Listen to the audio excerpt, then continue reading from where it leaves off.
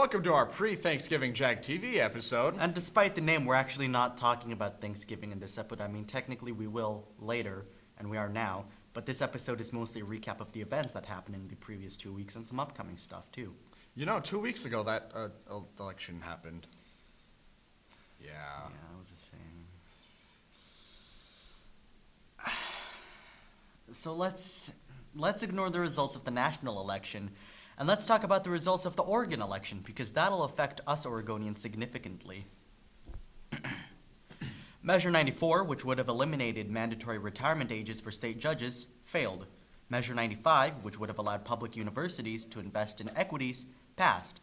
Measure 96, which aimed to dedicate 1.5% of state lottery proceeds to funding veteran support services, passed. It's also really good that we're taking care of our veterans. Yeah. Measure 97, which would have increased corporations' taxes when their sales exceeded $25 million, failed. Measure 98, which would have required state funding for high school dropout prevention and college career readiness programs, passed. Measure 99, which would have created a statewide outdoor school program funded by the lottery, passed. Measure 100, which would have prohibited the purchase or sale of parts or products made from rhinos, cheetahs, tigers, sea turtles, lions, elephants, whales, sharks, pangolins, jaguars, rays, and leopards, passed. Oh my. As for office re-elections, Ron Wyden was re-elected as one of Oregon's senators in Congress, and Suzanne Bonamici was also re-elected as one of our congressional representatives. Kate Brown was re-elected as governor. She is the first openly bisexual person to be elected as governor in the United States. Last episode, we mentioned the haunted house that the drama department threw on Halloween weekend, which was like 3 weeks ago. We have some better interviews with the students that went to or participated in making the haunted house. I'm here with Melina. She had gone through the haunted house, and she'd like to tell us how much it costed and was it worthwhile? It was $8. Or $8, it was $10. And I think it was really worth it. Like, the crew put in a lot of effort into it. And I think it was pretty scary. Like, the actors went all out on it. Like, it's pretty good. Cool. And did you have fun? Like, was it a legitimately scary experience when you went through? So, I don't do good at haunted houses. I just came to support them. And so, to me, it was very scary.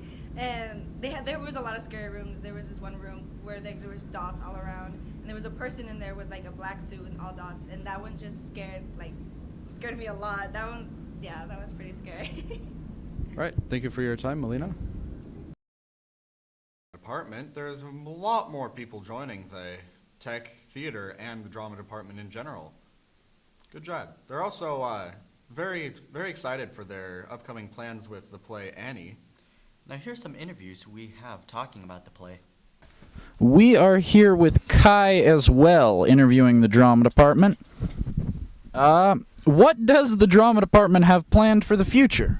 So for the future this year, we have a children's show planned for, I think, April. We also have one acts coming up, and I think that's about it for the rest of the year. Magnificent. Oh, we also have a spring show. Spring show. Is this your first time in a play, if you are in the play? This is my first time doing it. I did Midsummer when I was in my sophomore year, but I've been doing tech every year also at the same time. Wonderful. Would you want to be in any other plays? Anything we do, I'm down. I just kind of like being, it's just fun to be part of everything.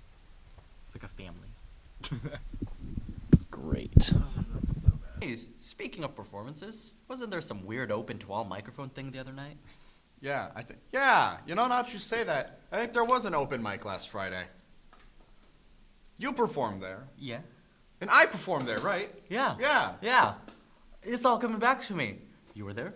I was there. You weren't there. You were there. I think you were there.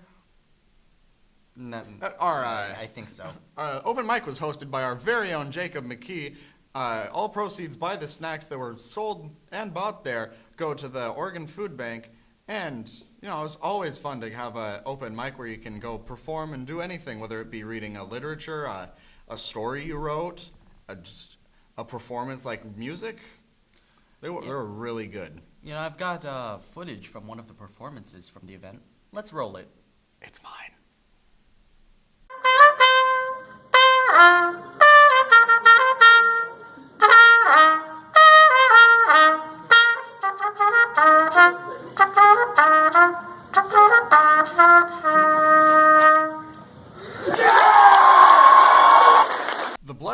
last Wednesday, the 16th, there was an awesome turnout. The blood was taken by the seniors who volunteered to have their fuel for their bodies taken. Just think of it, the crimson life force that just once flowed through your own very heart is providing life to someone who needs it. You know, that description was a little too, metal! Oh yeah, I was mad! Yeah! Okay, but what was it really for? The blood drive was for the American Red Cross to gather blood and make a larger stockpile for blood in case of a natural disaster or active violence or any adversities that may rear their ugly head. So, how did the blood drive, turn out for you? I'm glad you asked. I was able to donate, which was nice, because sometimes you aren't actually able to, but I decided to do doubles, where they hook you up to a machine, and it'll take your blood, and it'll spin it through really fast, and then it separates out all the blood cells, so you got a bag of blood cells, and you got a bag of the plasma and saline, and so they're supposed to give back the saline into your arm through the little needle that they took the blood out. Some people don't really like it, but I decided to do it, and I kind of regret it. It created about an inch bubble in my arm where they decided to put the needle, and it just didn't want to go back into the vein, and it hurt. But there was no one was at fault. It wasn't my fault. It wasn't their fault. It was just some weird freak occurrence. But I'm glad I got to donate at least a little bit. Wow. Yeah. Oh. I think I'm done for a Yeah, while. I'm kind of glad I wish I donated. On the topic of donating and charity, Century High School has a few Thanksgiving donation programs active. A few groups around Century, like NHS, are having their members buy food to donate to families in need.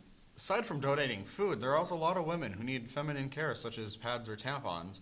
We need a lot of people to donate because they really need them. So if you're planning on spending any money on donations, maybe think about, the women. Yeah.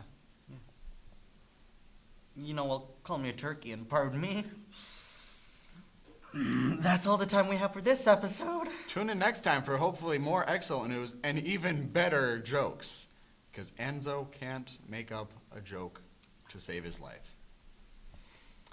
That's it for us. I'll see you later. Bye. Bye.